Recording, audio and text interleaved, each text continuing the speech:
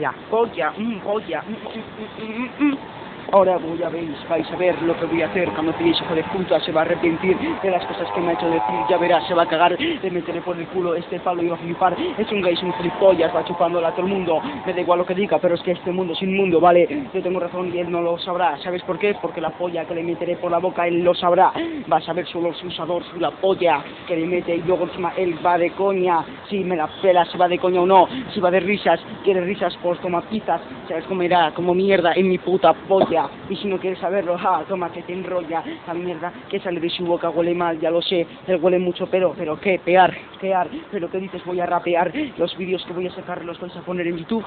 y una mierda, os mato a todos, os lo conseguiré, la polla y el semen, que queréis, ¿vale? Que no queréis hacerlo, pues a la mierda, aquí está el colega flipando, rapeando, bueno no, rapear no, porque no sabe el tonto el culo, pero está grabando con el puto micro, que no, una mierda,